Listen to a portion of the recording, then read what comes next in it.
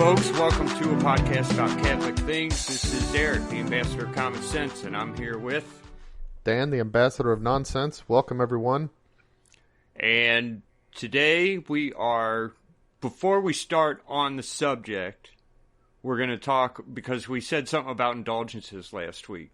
So we were going to get into, number one, what it takes to get an indulgence. Because there are certain things you have to do to get any indulgence. And then number two, Pope Francis had issued some indulgences for the year of St. Joseph this year. And we're going to talk about them if we can. But just for regular indulgences, for any indulgence, there are certain conditions, right? Well, there's we ought to even define an indulgence for people, because I think a lot of people don't even know what that is. For example, some people think it means you don't have to go to confession. Well, then, when I look up the history of indulgences, before talking even about purgatory, it starts talking about time off from a penance that priests would grant to certain people, and I don't know what that has to do with indulgences. But that's how it started. I mean, that's how. So yeah, there's a lot of history in the development of indulgences. In fact, the earliest time when the church actually talked about indulgences in a way that is meaningful to our modern use of the word is around the 11th century. Okay. Right after the first millennium. But reason that is the case is because when it up until then, and even into, a little bit further into medieval times, in the early church and through, about the first millennium, if somebody committed a serious sin, first of all, they had to confess it publicly. That I don't know if they had to stand in front of the church and say it, but it was publicly known that they had done something serious. Now, these serious sins were things like idolatry and murder and adultery. Well, I would throw in there, and I remember reading confessions where Saint Augustine knew that he should confess publicly, and I don't know if it was Ambrose or one of the other bishops said that it would be okay for him to confess privately, and he insisted on a public confession. And the way he made it sound, it was just like everyone else has to, because I'm a public figure, right. So I have to do it exactly just like they do. So the thing is, for these sins, the church imposed punishments that were fairly severe, and the intention of these punishments, which there was a lot of variation depending on where you were and what part of the world you were and stuff like that.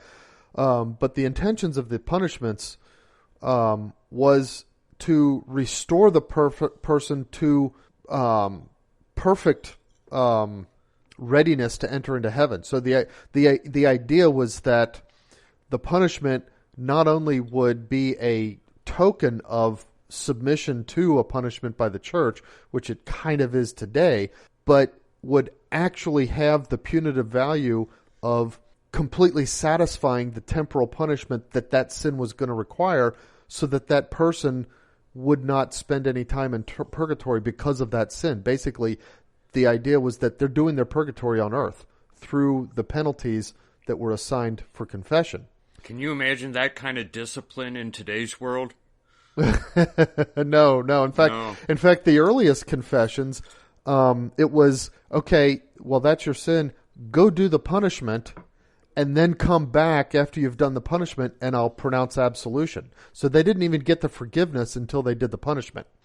But then the church, got to a point where what they would do is start saying, okay, I'll go ahead and grant you absolution on your agreement to do this punishment. And the punishment might be, a pilgrimage to Rome or the Holy Land or something like that. Or 5 years of fasting. Or 5 years of, it was, they were quite severe. And so the thing is, what they're developed in the church during this time before we have indulgences proper, the way we think about them today, there was this kind of, well, first of all, a bishop, as you're pointing out, could grant a shortening of the punishment, and in doing so, grant it in such a way that the effect of the original assigned punishment by the priest was still fully present in the penitent. But in addition to that, there developed an understanding that, like, if you had like 5 years of, say, fasting, that's like a good example. So if you could get a buddy of yours to do a year of fasting along with you, then you only had to do 4 years if he intended to apply that to your penance. That'd be a pretty good friend. That would be a really good friend. But, I guess in theory, if you get 60 friends to each do a month, you're off scot-free. I don't know, but but anyway, there was there were a lot of these kinds of things in the development of the church's understanding of confession and penance, and how it, penance done on earth, especially intentional penance, how it then applies to purgatory after you die. And so it was understood that the church does have this authority to grant not just to say, it's not just like the bishop is saying, you don't have to do all of your penance. You can do some of it after you die in purgatory. It's not that kind of a grant. It's an actual grant of relief from the temporal punishment due to sin, under the justice of God. So even from the start, when they talk about it that way, it's still the church granting the payment of purgatory. It still goes back to purgatory. It was a true, even back then when it was granted only against the confessional penance, it was still a true indulgence in that sense. Okay. Well, that's why I didn't know that. And that's why, because the penances were so severe, nobody thought in terms of indulgences the way we think of it now, as applying it to people in purgatory, or, against purgatory that you've accrued for yourself or something like that. It was in practice, but the modality of it was different up until about the 11th century. Yeah. Okay. So, to give everybody a modern definition, when you commit a sin, you have to go to confession. Even though you've gone to confession and you've received forgiveness, you still now have a temporal just means time. You got to do it in time. It's not eternal. There's a time limit to it. You still have a temporal punishment that you have to serve because of that sin, in order to restore your perfect unity with God before you can enter into the kingdom of heaven. An indulgence is some remission of that temporal punishment, but there's a caveat.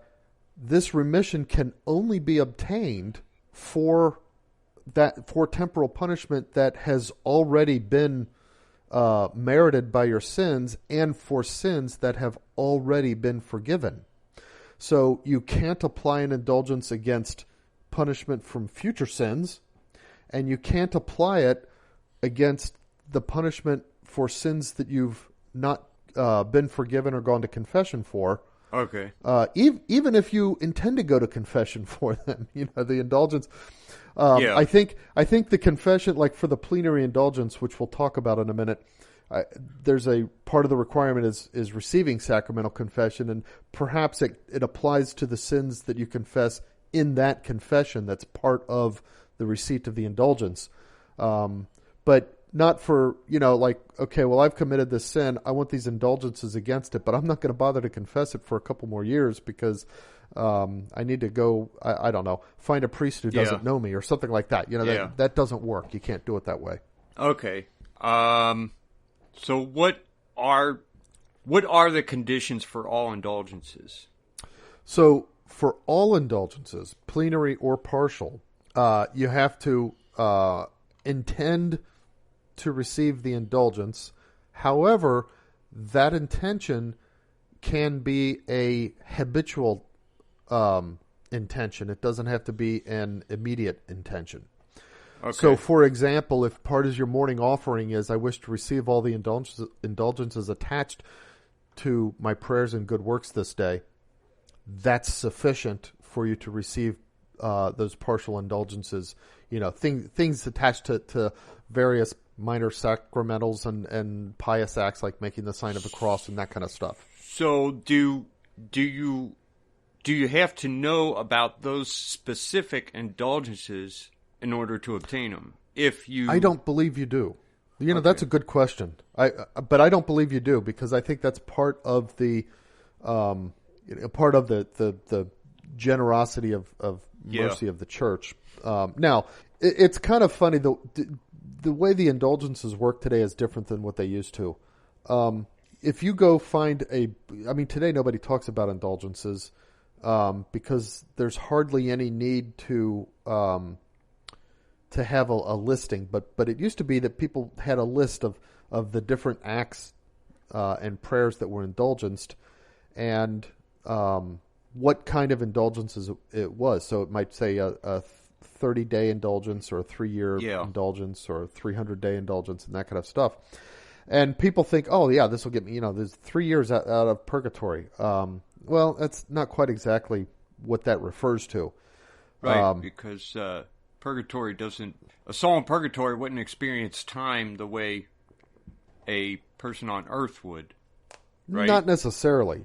Purgatory is temporal, so they would still experience time. But yeah, it who knows what the concept of years and days isn't necessarily applicable in the same way. Okay. However, those years and days actually does have a meaning within the church, and what it referred to. There was we talked about the old confessional penances, and there were some standard penances that you would have to endure before you could come back into the fold and start receiving communion and stuff like that again.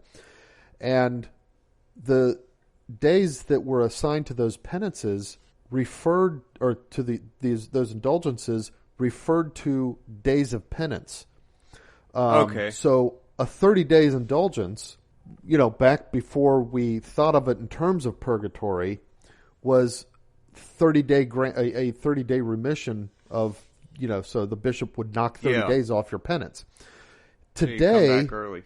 Not today, but in the period when indulgences were listed this way, a 30-day indulgence meant the amount of purgatory that corresponded to 30 days of penance in the church, the early church. Right. All right. And so it was still locked onto something. It wasn't just a meaningless kind of a general, this is a really big indulgence, this is not so big. It wasn't like that. It was still locked on something specific and meaningful.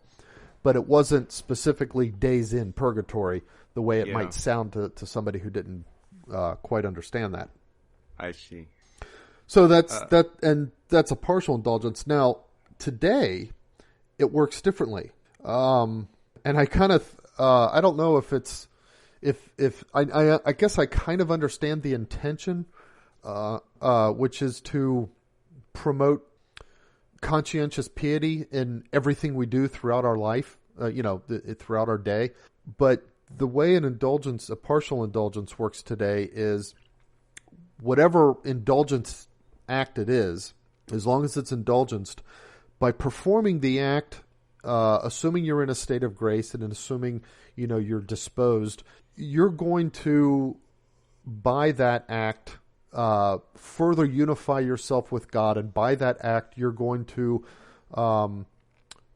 acquire some, just from your own action, you're going to merit some reduction of the temporal punishment, and it's going to serve as part of the temporal punishment for sins that you've committed. Yeah. So, if you say a rosary every day, that, it's not just a prayer. The prayer is also something that brings you more in tune with God and reduces the need for punishment after you die. You'll spend less time in purgatory. Well, when the church deems an act indulgenced today, it means it's basically a matching program. So whatever gain against temporal punishment you would have gotten from that act, you're now going to get twice that much because the church is going to throw in its matching, grace or whatever. Well, how could you say that for a plenary indulgence then? I mean... Not a plenary, only a partial indulgence. Oh, okay. So that's how the partial indulgences work. Okay. So a plenary indulgence is different because a plenary indulgence removes or remits all the temporal punishment for all the sins that have been forgiven up to that point. Okay. So I imagine when they first started granting these, there was like parties in the streets, like, oh my gosh, look what we can do now. I mean, people lived around penance and not just making themselves suffer in order to make themselves worthy of God, but the idea of living out your suffering here on earth so that you didn't have to endure it after you're dead. And a hungry penance is better than a fiery one. Yeah. So, and then all of a sudden with this one little thing here or little thing there, you can start fresh as if you've just been baptized, which is something that, I mean, like even, I'm going back to St. Augustine, he, during that time, I mean, that's like the 300s, right? He's talking about the fact that people would put off their baptism so that they're closer to death, so that they won't have a chance to commit as many sins and have a better chance of going to heaven faster. faster. Chance in purgatory. Right, exactly. And people who fell into one of the serious sins, they might often, they might confess that they would have to separate themselves from the fold, they couldn't go to communion and stuff. And in general, if they weren't going to go to communion, they also were expected not to even show up for Mass, I think. Which is why a lot of the specific rules we have now about that stuff exist. But people who had been baptized would put off doing their penance and re-entering the church until they were older, because for example, if the indulgences if the penance required you to go and every day for a year carry bread on your back and give it to the poor in the city or something like that, well, if you're old and infirm, obviously you can't do that, so the priest wouldn't impose that kind of penance. Oh, okay. Yeah. So there were, so on both sides of it, both baptized people who need to confess serious sins, they would delay, and as you say, people were delaying baptism itself, which, it almost sounds like a good plan. Oh yeah, I'll just, wait until, closer to the end, get baptized, faster into heaven. But, then the flip side of that is that, no one plans for death. All of those things, well, no one plans for it. Yeah, so you could be caught unprepared, and then you lose out completely. Yeah. But even if your plan works, you've got all that time that you lived in your life during which, as a baptized Christian, you could be giving all of your acts to God and growing closer to God, and meriting His grace and His life simply by offering those to God as a baptized person, as a person in the state of grace. You lose that opportunity. So even somebody who perhaps they've lived, 80 years as a Christian, and perhaps in those years they've struggled and committed a lot of, let's say it's, mostly venial sins. And so maybe they've got to spend time in purgatory. Somebody else waits until they're a year from death, gets baptized, and then passes away. Now, maybe that second person gets out of purgatory sooner, but that first person, having, spent all of that time giving their life to God, when they get to heaven, their glory is good. Their share in God's glory is going to be greater than the person who waited. Yeah. Now, both are going to be completely happy. they're going to be as happy as they possibly can be, but the one who spent more time living the Christian life is going to have a greater capacity for the joy of being with God. Yeah, so you could fit more happiness into him. Right. And that's what people don't understand. All of us are going to be perfectly happy in heaven, but perfectly just means we'll be completely full. But we're not all going to be equally happy. Yeah. Okay, so plenary indulgences. There are extra requirements for those. Okay. Right? So yeah. And in fact we should okay, so first, it can only be gained once a day. A plenary indulgence can only be gained once a day. In addition, so you have to be in a state of grace to gain it. So you have to have gone to confession for any serious sins. You have to have the interior disposition of complete detachment from sin, even venial sin. So what do we mean by complete detachment? We mean, it doesn't mean that you're never going to sin again, but what it means is you're not holding on to any plans or, holding on to life provision to even commit venial sins.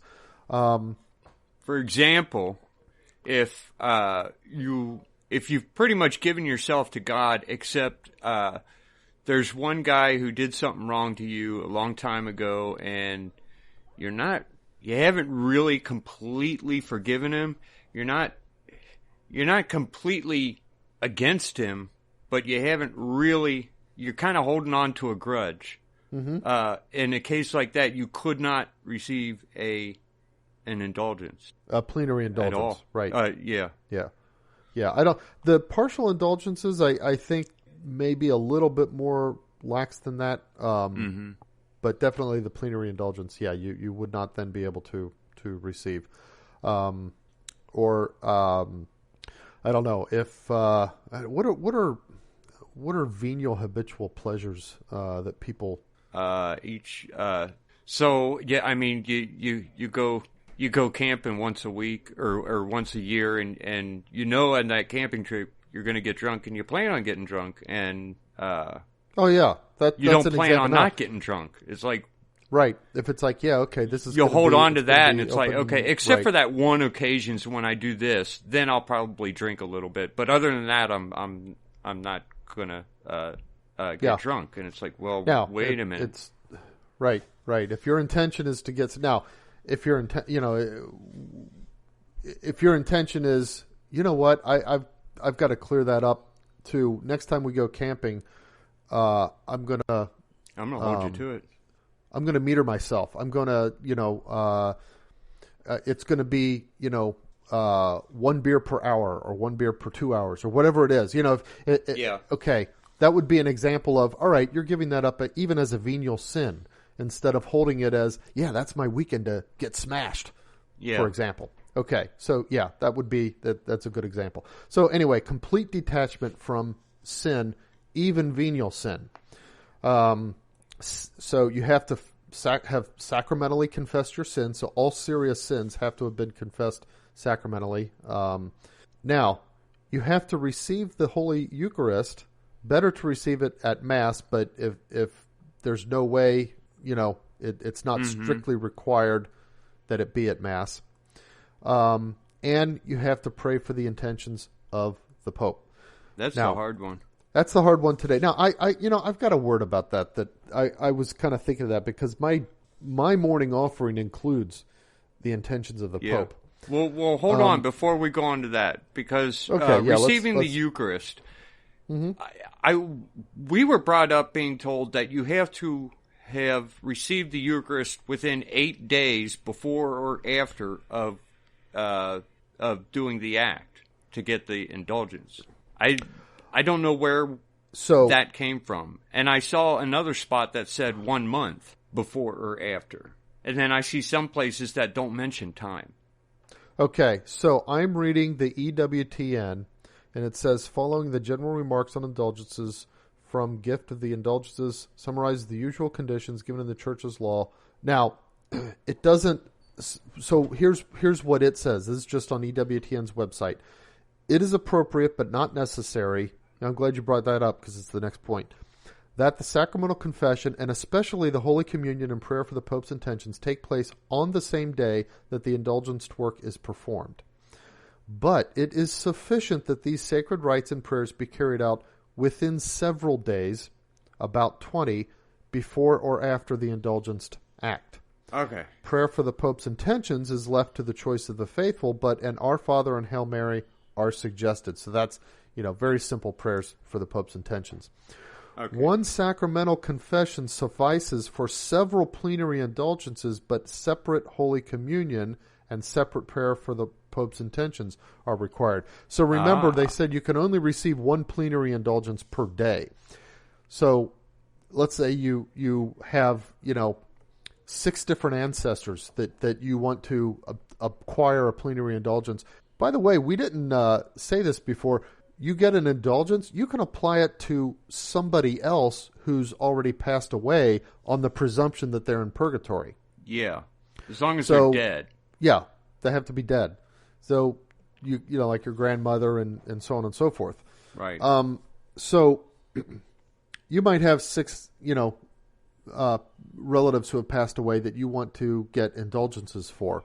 And so each day there's some indulgence act that you have available to you each of these days, 6 days in a row, for example. So you do the act each of those 6 days. Now here's the thing. You only have to go to confession once, and that counts for all 6 of them. But 6 separate times you have to receive Holy Communion within a fairly short timeline there. And 6 separate times you have to say prayers for the intentions of the Holy Father. Okay. So that's... I didn't know that about the prayers for the Holy Father until today when I looked this up. I didn't know that was part of it. So all of my part of it. Plenary indulgences that I got so didn't count. Out the window. Yeah. Well, I say the morning offering, but I don't often... I don't really even... That is part of the normal, the traditional morning offering, isn't it? Yeah. But I forget to say that a lot. Right. Now, and something that we already said, but it says here, so repeated indulgences can always be applied either to oneself or to the souls of the deceased, but they cannot be applied to other persons living on earth. Yeah. Okay. So, now, prayers of the intentions of the Holy Father. Okay, so when you look at some of the Holy Father's stuff, so, for example, at Mass last week, the priest gave a good sermon, on the need to pray for vocations and encourage vocations. All right, we've got a priest shortage. All right, fine. But just before that, I'm, hearing the stuff about the Pope changing the canon law so that the role of altar server is no longer even suggested to be reserved just for boys. He says, no, we're just going to make it completely open. It used to be it's only for men, but in a pinch, women can, perform the acts needed. I don't think that's how it was defined, was it? People just did it. It happened in practice, it was. So what it says, there's a canon that says when pastoral necessity requires it, or some such weasel language is what I like to think of it as. Any lay person can fulfill the role of lector, cantor, or other liturgical function. Now, somebody said, well, wait a minute, it says other liturgical function, that means altar server too, right? And so Pope St. John Paul II commissioned a group in the Vatican to deliberate on it a little bit. And they came back with the answer, yes, it does include altar server. So under that canon, a girl could do it in a pinch. Now, what's interesting is that it should have kind of been obvious, and it should have always been treated that way, because back in the 1917 version of the canon law, it was explicitly stated that in a pinch, a girl can do it. Mm-hmm. It didn't use the words in a pinch. That's my language. But basically, that's what they're saying. And up until today, that has always been what it is. A girl's allowed to do it in a pinch. So all of those parishes out there who have been simply rolling them onto the schedule, girls, boys, all of you sign up, we'll just divide up the schedule, everybody gets to do it. They've actually been in a state of disobedience up until now. Now this Pope says, we're just going to go ahead and roll it over, girls, boys, whatever.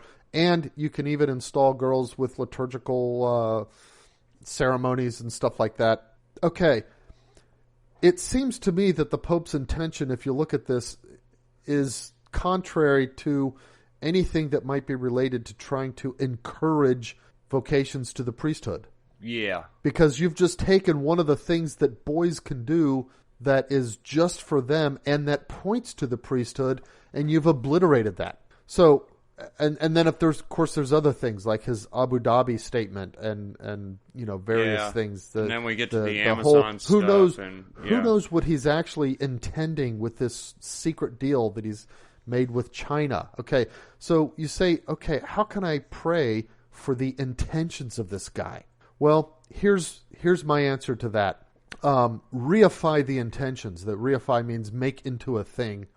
So think of his intentions as a thing, an object, a substance, maybe even a living thing. Okay, and pray for that. Pray for it to recover health. In other words, pray that his intentions become those that they should be. Yeah. As part of praying for the Pope. And then, in addition to that, go ahead and qualify it in your mind, or if your prayers, words are like for example, the morning offering that I say when I read it and memorized it from some book, the wording was the intentions of the Pope this month, or the Holy Father this month. I forget what, but basically this, the intentions of the Pope. Okay, now when I say my morning offering, I say for the good intentions of the Pope. There you go. So that's the other way you can do it. You can qualify it and in your mind. So, okay, I'm going to say prayers for the good intentions of the Pope and for the intentions of the Pope that they become, or that they, that they are guided into what God would want them to be, for the health of the intentions of the Pope, so to speak. But both of those are available to us. When it boils down to it, part of any prayer is I don't even know how to say this. You pray with the understanding that you only want what God wants. You're giving your will to God. So if God doesn't want whatever the Pope is praying for, then it's understood you're not praying for that either. That's true. Yeah. So absolutely. It's not necessarily something you have to even think about. You don't have to worry about praying for the intentions of the Pope, I guess is what I'm saying. It's just part of your... That's true. You can just, rest assured that all of those ways that I've just described are how God's going to receive it anyway, if you're sincere. You're not praying for more Pachamamas in our churches if you pray for the intentions of the Pope. You don't got to worry about it. That's right. Okay. Have we gone over all the... I just want to mention one thing. Yeah, we did go over all the conditions and sort of how they work generally and that kind of stuff. For those who are interested a little bit more deeply, perhaps, there is a really good, it's called a primer on indulgences. I found it at a link of St. Rose of Lima Parish in Florida. But the primer itself is actually written by Jimmy Aiken. Some of you may recognize the name. He's a kind of a popular Catholic apologist. Yeah. And it is very thorough. It's several pages long, but it goes through explaining the principles that indulgences are based on and grounding them in Scripture. And then it presents a series of myths about indulgences that, if you just type Google indulgences and start reading what people are writing on the internet, you'll see a lot of things stated that simply aren't true. And he addresses some of those as well. So it's for anybody who this may seem like a new thing, or maybe you thought, indulgences, that's that thing the church used to do that they, that Martin Luther left the church over, or something like that, and so we don't do it anymore. No, that's go read this primer. It's well worth it. And we'll do we have? I've heard other bloggers, or not bloggers, podcasters refer to show notes on their podcast. Do we do that on ours? I have not been doing it because it's an extra step that I just haven't been taking. But I can put I can put a link or on something. there. Okay, yeah. So you sent me some links. I can put those on. All right. Okay. So I just wanted to bring that up before we move on. Now, specifically last week, you mentioned that this is the year of St. Joseph, proclaimed by Pope Francis, and that he is granting to us certain plenary indulgences. Yeah. And I started reading those, and I've got more questions now than I had before. Because at first I tried to just look at, people's reporting of it. And I found this list of stuff you can do to get the indulgences, but then certain things weren't explained to me. And I started reading to find out what those are explained. And I found out that I can't find where Pope Francis explains any of it. It's really vague. Like, do you do this every day and then for the whole year you get one indulgence? That's yeah. Here, let me read the actual. So I think this is the text. I'm reading on Aletheia. It's a Catholic website, kind of online articles and stuff. And here's the text, and I think this is the actual text because I've read it the same language in a couple different places. It says, the plenary indulgence is granted. So it doesn't say a plenary indulgence. It says the plenary indulgence. So does it mean like there's one opportunity? Is granted to the faithful under the usual conditions, to Christians who, with a spirit detached from any sin, participate in the year of St. Joseph on these occasions and manners indicated by the Apostolic Penitentiary. Now, setting aside the grammatical atrocity of that sentence, I can't lift out of the grammar whether this is each occasion is its own opportunity for an indulgence, or whether you have to do all of them, or whether if you sort of live a spirit of trying to participate through these manners, you can get an indulgence at the end of the year. It's here's the only thing that kind of keeps me hoping that this is really granted per act, is that it refers to the usual conditions, and the usual conditions are temporally grounded to performing the act. So it's like you've got to receive Holy Communion, say the prayers, go to confession within a few days of performing the act. And it would be very difficult to ground that if it's more of this loosey-goosey, participate in these things throughout the year. Yeah. Kind of a situation. So that keeps me hopeful that, yes, each one of these things is itself an independent opportunity for an indulgence, multiple per throughout the year. Now, I'm still going to keep researching that because, like I said, the language is so horrible in terms of clarity, which, that par for the course with this Pope. But,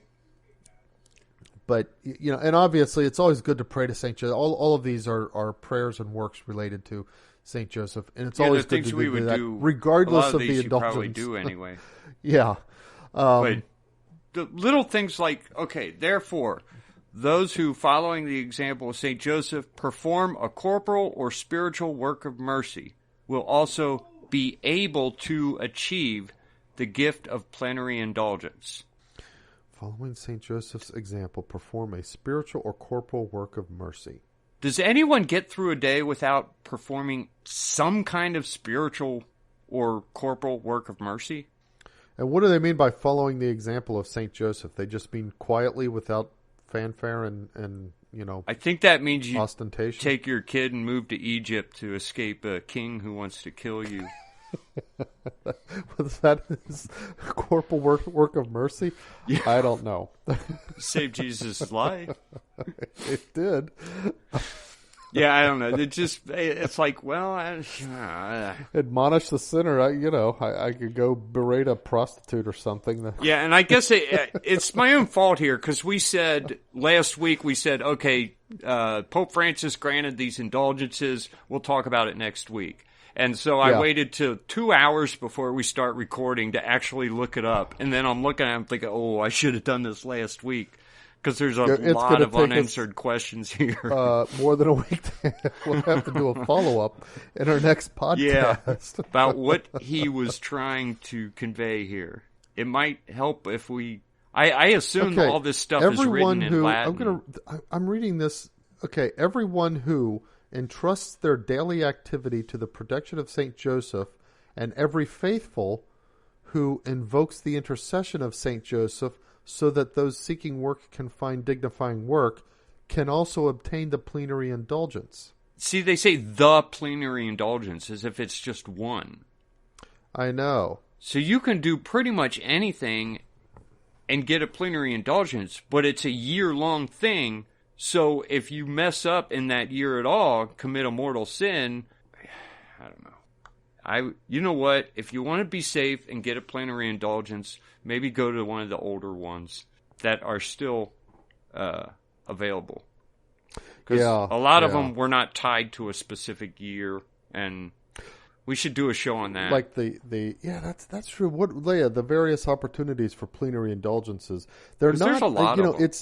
There's a lot of them, but it's rare that they're easy. So, for example, like 5 First Saturday devotions in a row, and the completion of those would be the day that marks the where you got to receive communion and confession, stuff like that.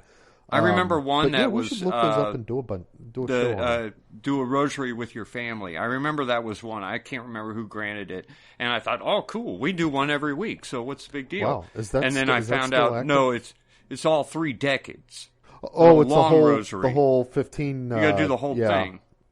Not got 3 it. decades. Okay. Not, I didn't mean that. I know all 3 mysteries. 3 sets. Right. Yeah. Which I can imagine if I tell my kids, "Hey, we're going to do 3 rosaries today." They're going to love me for that. But you won't have to go to purgatory. It's like, well, gee, Dad, we got the rest of our lives to do this. I know. Well, not only that, it's like, okay, you, Dad, you've built up a lot of purgatory. We haven't been around that long. What do we have to worry about? Okay. Well, I guess we'll make another promise. We'll come back and talk about some real indulgences that make more sense. The real ones. And if we can bring clarity on this... Yeah, maybe we're wrong about this. Maybe it's just the way it's being reported. Could be. I doubt it, I could but go out. Maybe. I could go read the Latin and try to parse it out a little bit. I know a little bit of Latin. Yeah. But we'll try to find out more. Okay. Now, our topic this week, I don't think there's any kind of teaching on it, but the question you had posed was, should we spend time and energy studying other religions, like Eastern religions and Hinduism and Buddhism and stuff like that? Wait a minute, that's the topic? I thought the topic was indulgences. That's what you suggested. I said, yeah, let's do that. I know. Oh, okay. I thought you said no. We were going to do indulgences instead. No, I was just saying we still have to do indulgences. Oh, that's okay. Okay, so I haven't done any research on that. Oh, well, neither have I. I thought you did. Well, in that case, talk about being caught with your pants down. Well, we've been going on at this for 45 minutes, which is it really that been long? Maybe it's almost we should... the main part of a show. Okay, it is. Isn't it? Okay, I didn't realize we've been talking that long. Yeah, we'll be merciful. We won't impose 2 shows on you this week, basically. Yeah, okay. We'll do that next time, since neither one of us did any research on it. All right. So I kept thinking, man, he's dragging this out kind of long. just to yeah. Considering it's just an introduction into our topic. Yeah, but just to give everybody a teaser, what really got me to thinking about this was this. You know, when you go and study old cultures and that kind of stuff, you know, the obvious thought is, well, yeah, it's cool to learn about old cultures, but you know, some of them had, you know, idols and fetishes, and I think we know that spirits, the evil spirits, demons, attach themselves to things, not just living things, but they can attach themselves to things. So you take those things and you know, bring them in a museum for everybody to look at. Oh wow, you know, like Pachamama, you know, is like a Pachamama or whatever. Are you bringing demons into those into the museum, and all the people who go through and watch those?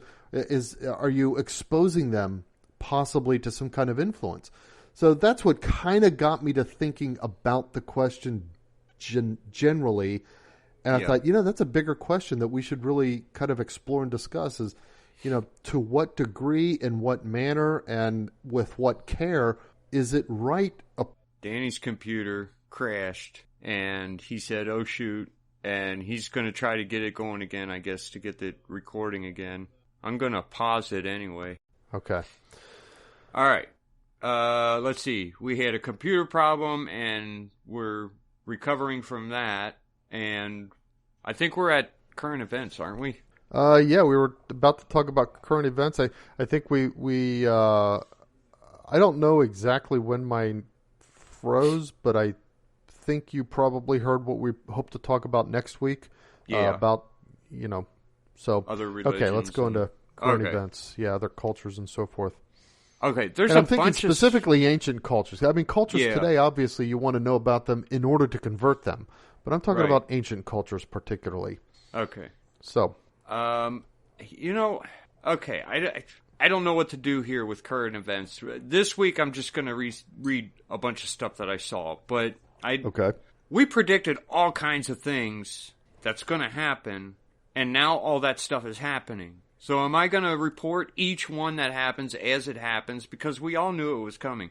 I don't know. I guess we'll see what happens. I guess there's a lot of current events that we probably don't need to... Yeah, it's just stuff like... that... So, for example, the Chinese Foreign Ministry places sanctions on 28 members of outgoing Trump administration. This is in response to when Pompeo said that the internment of Muslim believers constitutes genocide in China. Oh, okay. So China's fighting. China's just doing what China does, and I don't think the Biden administration really has a good understanding of what they're dealing with here. I think I don't know. Yeah, the left is so stupid. They really have no idea what they're dealing with, and Trump did. It's like I say that, you know, I've said this several times. Whenever Democrats are in charge of the government, in more ways than one, it's like they're a bunch of kids playing house. They're more playing at governing than they are governing. Yeah. So also, United States convoy of 40 trucks and armored vehicles enters northeastern Syria from Iraq. You know what? I guess this is what we'd say. All the wars that Trump got us out of, we're going to go back in now. Biden's going to get us back into. So we're going to start fighting a bunch of 20-year wars where we don't win. We just keep fighting. And I guess the business of war is open again, and we're going to start. You know, that's how they make money. So that's what we'll start doing again. So oh well. Yeah.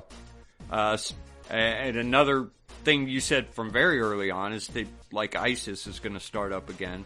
So now they call it ISIL instead of ISIS. I don't know why they don't say ISIS. They call it ISIL.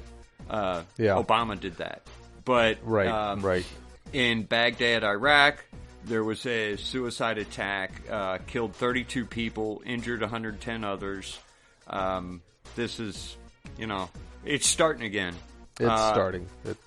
We can expect it to continue to ramp up. It's weird that it's starting so soon. It's like almost like. Did you ever see the newer Pink Panther movies with Steve Martin? Yeah. Okay, so... Well, I saw them, but I hardly remember them, and I didn't really care for them. Okay, you may remember this point. The second one, the Pink Panther 2, he doesn't want to leave the country because he knows, as you got past this point, he knows that as soon as he leaves, that the Pink Panther is going to be stolen again. Clouseau, played by Steve Martin, believes he's the only one who can keep, So he's in, like, I don't know. He finally is convinced, hey, everything's going to be okay. And it's like he steps over the threshold, at the airport or wherever it is that constitutes leaving. And it's like, as he steps over the threshold, the news comes on that it's been stolen. Yeah. It's that weird that this stuff is all just, it's like the world was waiting for Trump to be gone. Trump's not going to put up with it, but eventually we'll get a president who does put up with it. And it's like they're all just waiting for that to happen. Now it's happened. Oh, cool. Yeah. Now here we go. Let's all go. Mm-hmm. Let's go trash the U.S. And here's Biden and that idiot Harris just saying, oh, okay, come on, guys. Come on, trash us. Yeah. Well, I don't know. Well, United States District Judge for Western District of Washington rejects a lawsuit filed by Parler requesting reinstatement on Amazon servers. It's a shame this is happening, but I don't understand. To me, they should have seen this coming. But maybe there was nothing, because even now there's still nothing they can do about it. Dinesh D'Souza had the Parler guy and interviewed him, and a site as big as his needs a certain amount of security, and the top 10 companies who could provide that security in America will not deal with him. So he's being forced to find security and servers outside the U.S. Right. Isn't that weird? Yeah, and bandwidth. Yeah, it is. Exactly. It's modern technology-driven censorship. We don't need laws. That the tech companies will just do it de facto. By virtue of the fact that everybody uses them to communicate. The House Oversight Committee Chairwoman Carolyn Maloney calls for the FBI to investigate Parler for their role in the storming of the U.S. Capitol. Storming. Oh my gosh. Storming and insurrection and all these stupid words for such a non. I mean, okay, something happened, but all these exaggerated, hyperbolic words that people use to describe it are ridiculous. Okay, this is where I get. I don't know how to attack this, because things like this happen, and we could have spent this whole 45 minutes talking about each one of these current events and why this is so wrong. But I don't know if people. I guess if they're listening to us, they know why they're wrong. I don't think we have to explain this stuff. And I used to think I used to go after these things and argue each point. And then I finally realized it doesn't matter if you argue the point. The people who disagree with you not because of what you're arguing about. It's just because they've given themselves to sin. That's all I can say about it. Yeah, they're oriented wrong. They're given over to... never going to agree until they turn their lives over to God. That's right. Or at least to common sense, but usually to God. That's something that is. Did I mention this last time, that societies that have gone insane, they don't recover sanity first and then find God. Yeah, you did, and it's things like this. Yeah, like we need. They wouldn't come to their senses and say, hey, wait a minute, we should give Parler free speech as well as all the other places that have free speech because of free speech. Right. So this has got to be a spiritual path of militancy that we're on now. Yeah. We've got to try to recover our nation for God. And if we do that, these other things will get taken care of. Now, free speech and other mechanisms, the details, those are tools that we can use in that path, and we should be aware of them, and, things like decentralized communications and stuff like that, and various stuff. We should understand and be ready to use them, but we can't say, first we've got to restore free speech and then we'll be able to start calling people to God. No, it has to be, we've got to call people to God for the sake of our nation, being aligned with God. Yeah. And use whatever tools we can use to do that. That's got to be our goal right now. That's where we are. Yeah, definitely. The World Trade Organization rules that because they have rulings and they affect us greatly. Rules that the United States violated the organization's rules when it significantly raised a tariff on South Korean goods from 9.49% to 59.72% in May of 2016. In other words, what Trump did to restore American greatness and to restore our industries. Our that home was industries against and manufacturing base. The World Trade Organization's rules, and I don't know what that means. Are they going to fine us? So stupid. Well, you know what? Under Trump, they could have tried. Under Biden, he's going to, roll over and expose his belly and do whatever they say. That's the thing. Reading this stuff is so sad. It's like we were winning. I know, it's depressing. Again. And it's we were on our way, but now we're not. So we just, I don't know. In response to a bill proposed by Parliament to require, and this is in Britain. Hold on here. This is in Australia. Oh, okay. There was a bill proposed by Parliament to require .com companies to compensate local news outlets. Now, the way it's described is to compensate local news outlets for hosting their content. I don't know if that means for the .com companies hosting the news outlets' content or what. But yeah, does that mean nobody? I mean, no, I don't think they mean host. They just link to, or maybe they mention them in a article, but that's not hosting their content. It helps drive traffic to the news.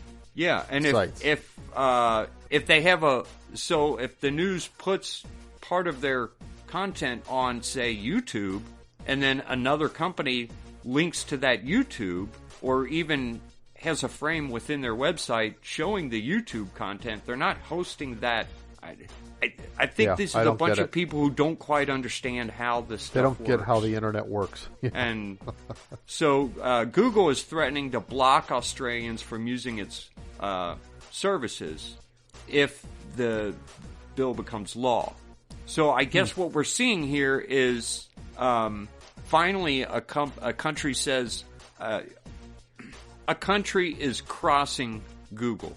And I think this probably goes to YouTube. YouTube having news sites broadcasts on their servers. And they're wanting the news site to be able to sue YouTube and say, hey, that's our content and it's on your server. This is the old question that first arose with YouTube. And YouTube said, hey, we don't host anything. We're not a publisher. We're a platform. Let people upload. Other people put it on our server. We didn't put it on our server, so you can't sue us. And so we said, okay, you're a platform. You don't publish things. You don't decide what's on there and what isn't on there, so nobody can sue you. Well, now in the 2016 and on, they decided, wait a minute, there's certain things we don't want on here. So we're going to editorialize our content. Right. And this is where that whole question comes in, where it's like, well, it's a private company, it's not a government, so there is no freedom of speech.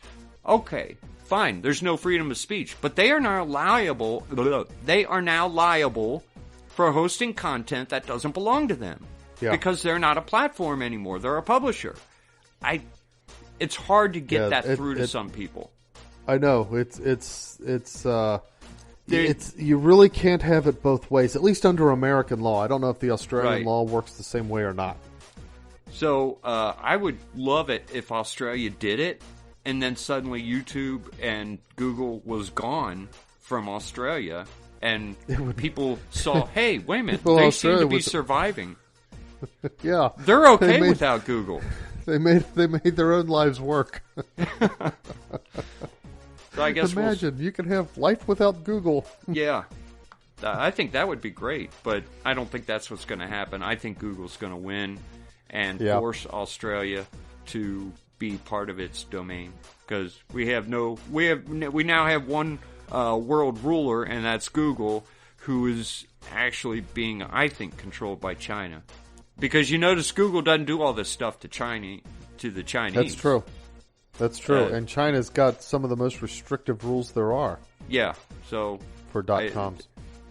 These leftists are so stupid in how they deal with each other and how they think they're going to be dealt with in the future, and they don't see the monsters that they're creating. Yeah, they really think that some kind of tech utopia is going to evolve, and that everybody's going to be blissfully happy just doing what the tech rulers say. Here's what you need to do in order for society to run, or something like that. I don't know. It's bizarre. I can't quite grasp the leftist mind. Yeah. Police brutality in the United States. That's the heading this is under. In Tacoma, Washington, a police officer drove through a downtown crowd, running over at least one person and sending them to the hospital. The officer was responding to calls that a group of people were blocking a downtown intersection. When the crowd surrounded the police car, and I guess maybe they surrounded her car and she was trying to get out, but I know I thought it was decided in the courts that if you're surrounded by a crowd and you feel your life is threatened, you can hit that gas. Go. Yeah. He didn't drive into the crowd. No, the crowd surrounded. Was it a she? The officer. Okay. I can't. Well, regardless, he or she. It's not. It's like when you first started reading, I imagined there's this crowd and this policeman decides, I'm just going to drive in and just ram into that crowd. But it doesn't sound like that's what it is at all. And it doesn't sound like police brutality at all either. Right. Here's my. I put this on there for a reason. I know that. If we were a liberal podcast, we would talk about how bad cops are. If we were a right-wing podcast, we would talk about how great cops are and how they're getting a bad rap. But maybe I don't want to say either one of those, because the cops who, whenever you listen to a right-winger talk about cops, they talk about how they're the greatest people, risking their lives to protect society, blah, blah, blah, blah, blah. Look, these people, these cops, move against right-wingers all the time when they're told to. Yeah. Look what happened in Washington, D.C. Before this, quote, insurrection, there were cops pepper spraying protesters. Trump supporters. Yeah. Who were not doing anything, who were not violent. Right.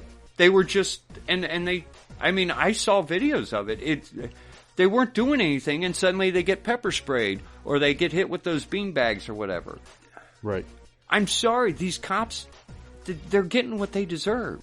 I remember as a kid watching Mom get arrested by Cincinnati Police Department.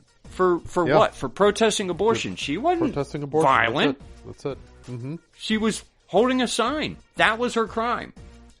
So these cops are getting what they deserve, I think. I hate to put it that way. But when there's been a lot to all of, those policemen who think they're being that there's some injustice here, okay, when there's a group of right wingers protesting, like during the Tea Party movement, don't you arrest them when you're told to arrest them? And didn't you at the Trump rallies? Didn't you not respond when Trump supporters are getting beat up? Didn't you stand there and watch them destroy towns? How can you think that you deserve any better when you do that? Oh, well, my commander says I have to. Okay, well, doesn't any cops think on their own? Or are they robots? And if you're a robot, isn't that the same argument the Nazis made? All the soldiers who killed Jews? I don't mean to compare you to people who killed Jews. I'm just saying it's a dumb argument. Yeah. So your commander told you to do something terrible. Does that mean you have to do it? You got a gun, you got handcuffs, and you could say, hey, I'm arresting you. All right, well, then take the consequences later and get fired or whatever. But you still got to do what's right. That's the thing. When the cops, when they make themselves tools, really what they've done is make themselves tools of a sort of petty tyranny in so many ways. So they've lost credibility. So and now people don't fear them. Many cases they've got, as you can see, that contempt for them. So-called right wingers, at the very least, for the most part, try to stay within the bounds of public order and so forth. Yeah, they generally are peaceful. They don't usually need. You don't need riot gear to deal with the Tea Party protests. Right. It would be nice if they were protected a little bit when they're being beset upon by left wingers. Yeah, but it's not like the police have been some kind of like paragon of justice or something like that. Right. That people can point. Hey, look, we've really got to protect them. Well, no, it's they've been derelict in their duties, and this is them facing the music for that. Yeah, the police departments have been taken over by the left, and maybe there's a bunch of officers there who are great people. I don't know. I know one thing: if I'm dealing with the police, I'm probably not happy with them. There's been very few times in my life when the police have been heroes to me. There have been times. I'll shout out the Cleves Police Department. They're a great department, but they're a tiny little force right next to Cincinnati. That's a tiny city, That's so.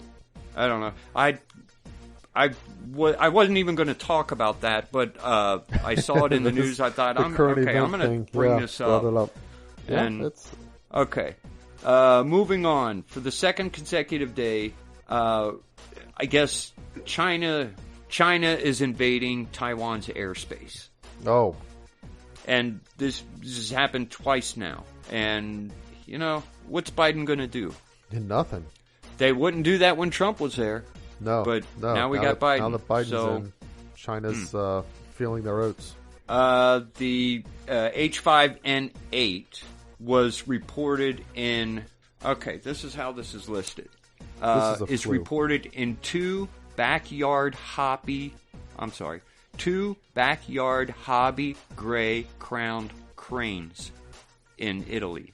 I don't know if a backyard hobby gray-crowned crane is a species, or if that's supposed to be split up into two backyard hobby describing gray-crowned cranes. I don't know, but anyway, they found a couple birds in central Italy. A couple of birds Italy. H1N8. Okay, H5N8. And they killed them and 10 other healthy birds to prevent it from spreading. Right. Okay. So this is still a thing. It's still out there, and it's still a thing. Mm-hmm. And it's another Asian thing. Why do we get so many flus and sicknesses from Asia? I think it's because they eat meat-eating mammals. I think that's where this comes from. Oh, that's right, because they eat cats and stuff, don't they? They eat dogs and cats and.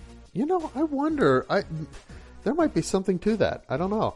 Because you don't find the same kinds of problems in people who eat cattle and grass-eating mammals. Mm-hmm. Fowl, or too. We don't eat predators. I don't know why we don't eat predators. I could not imagine eating I never a dog, thought of that. But I that's never thought of the that. difference. So, oh well. And they have introduced a bill in the Senate that'll make Washington, D.C. become the 51st state. Now, I would remind you that you had said it's not that bad. We still have...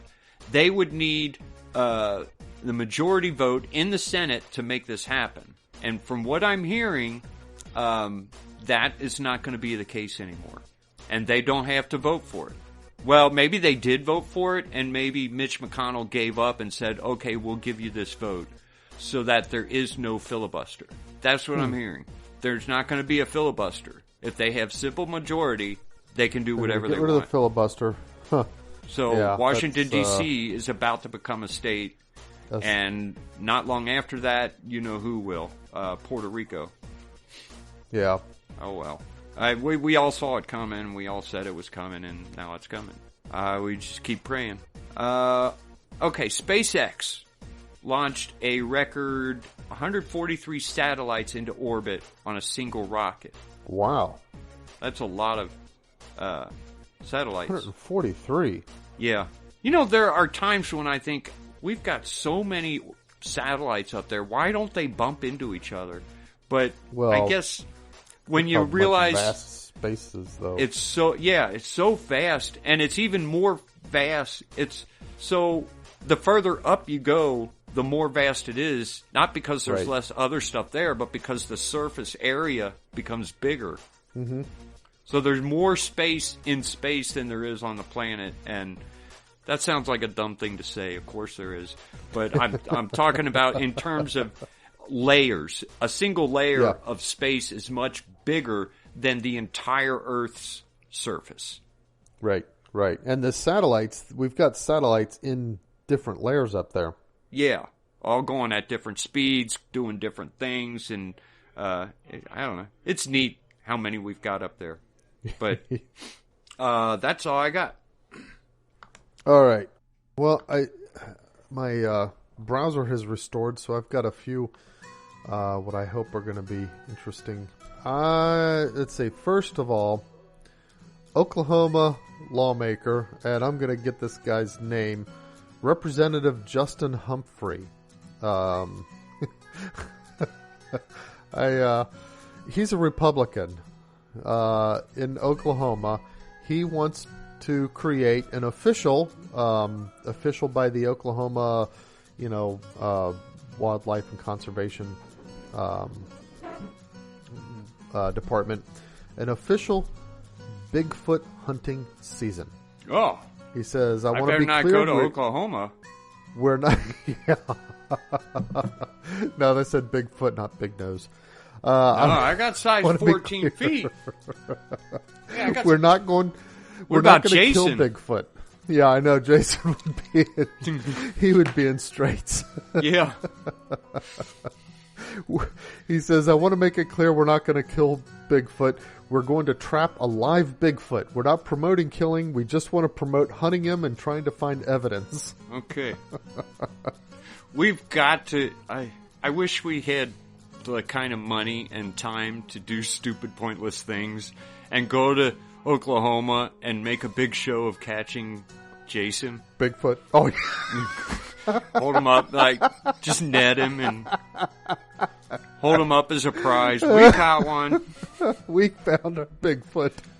And then he could do a lawsuit against us for trapping Bigfoots. Yeah. All right. Okay, so in Ellsbury, Missouri, people have been, I guess, going into this guy's home and ransacking it and taking stuff for some months. Tens of thousands of dollars worth of property. Meanwhile, the guy is in his car dead in his garage. Wow. Now, it says that's I don't a see situation anything there. I know. It's like he's dead in the garage. You're going to his house. Multiple visits to the guy's house. Is this like a neighborhood thing? Like everybody knows, old man Gower's dead, so let's go raid his house. It says the group of thieves walked past the body of a dead man who had died in his car and ransacked his Missouri home. It doesn't say whether he lived in a neighborhood or like out on a country road or what. That's such a weird thing. It says they had to know that there's no way that they didn't know that they were passing up his body. He's in the garage, and it's clear that they've been in the garage. But why is he in his car dead? I mean, did he like start his car and commit suicide or something? That, or maybe he was going to drive himself to the hospital and had a heart attack, and could be. It's a detached garage, so they had and words. It says word spread quickly among thieves that the guy's dead. You can go in his house and get what you want. Jeez, I guess I don't know. Thieves. I didn't Missouri, know thieves communicated that well. Who knew? If you're a thief, do you keep in touch with other thieves and say, "Hey, there's a good house you can hit right here"? I want to contrast these guys with the thief we talked about last week, the car thief that jumped in the car at the grocery and sped off, and when he found out that there was a kid in the back, he had to take he drove the kid back and berated the mother and threatened to call the cops on her. That was in Oregon, wasn't it? Something like that, yeah. The thieves are more honorable there. Up in the, I guess the Northwest or something. Okay, this one. It's a story from the Mirror, which is a British paper about kitchens and stuff. But I guess it's different things in households. But the big thing that caught my eye was that it features a toilet in the kitchen. So you've got the stove. Start all over again. Are you talking about a movie? No, this is the Mirror, a UK news site.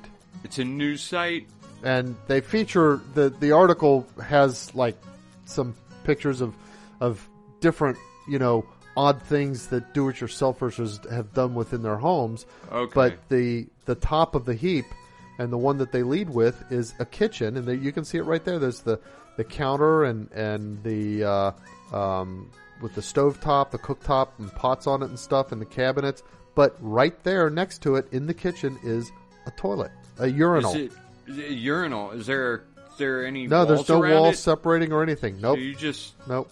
You just you're cooking and you turn aside you turn aside from your pot and unzip, go, and then zip it back up and go back to your cooking. Presumably on the other side is a sink or something. I don't know, but I would hope maybe that's where he washes his hands. Here's the thing. So I don't know whether to say this or not. You might cut this out. So when I'm asleep and I have to go to the bathroom, eventually it wakes me up. But before that, I'll go through often 3 or 4 different dreams where I'm peeing. Yeah. And like sometimes I'm peeing forever, sometimes I'm peeing in weird places, and there was this one, I guess it stuck with me as particularly disturbing. I was at some restaurant or something like that, and you know those 5-gallon pickle yeah, the buckets. There was one of those full of lettuce for the restaurant kitchen, and I was peeing into the bucket. You were peeing on lettuce. And I was peeing on the lettuce, but I was being real careful to pee just over onto one side so they could still use the lettuce on the other side. I don't want to ruin this lettuce. I'll ruin that lettuce. But this would be a dream come true. You wouldn't have to pee on the lettuce. You could just use the urinal. It's right there. Yeah, right there in the kitchen. Can you... This guy is not married. I guess. But the thing is, he obviously also doesn't ever want to sell his house. It's actually a flat, they call it. So I guess it's not really a house. A flat. Is that like British for apartment? Yeah. So I guess... how do you do that in a flat? It would be more like a condo, I think. I guess so, because he's like modifying it and stuff. You can't do that in a regular apartment. Right. So anyway, and the last thing I've got. So you need to go, if you can, go fetch the email. Okay. And this, you have to see this while we're talking. This is amazing, and it's funny and cute and a little bit disturbing. Okay. Is this the? Okay, so open the one that says, the Cookie Monster the one. Geodes? The Geode. Yeah, wow. It's so weird and cool. And like I said, a little bit disturbing because of how much it looks like. It's like, yeah. It's like, okay. you can't look at that. I mean, you can look at it and you can see the formations and that kind of stuff, but you also cannot not see a smile. I mean, it's like Cookie Monster. It looks it's like just the they rock sawed is it happy. Rock in half, and on the inside there's the Cookie Monster. There's the Cookie Monster. Huh. That is really amazing. Anyway, that's all I've got. But I hope we can put that link up there. Yeah, I'll link to. I'll probably steal that picture and put it on there because sometimes you put links and you try to link a picture and then a year later the picture's gone and you can't get it anymore. It's Kennedy News and Media, so yeah, if you can just give attribution or whatever. Yeah. But okay. Well, I guess that's all either one of us got. So that's it. Yeah. Hopefully, we will be able to recover today's show because you had those otherwise problems. You're just going to hear Eric's side of it. No, I guess we'll not. I don't know. We'll have to re-record it. It was kind of a good show. I don't want to. It was. I hope we can recover that. Yeah. What I'll do is I'll bundle and send you, and if you can recover, great. But I'll try to spend some time on it. Just zip it up and send it to me, or 7-zip it, or whatever. Right. All right. Well, folks, think about what we said, and we'll see you next week. Yep. And as always, circle the beads. Circle the beads. Keep praying. Bye.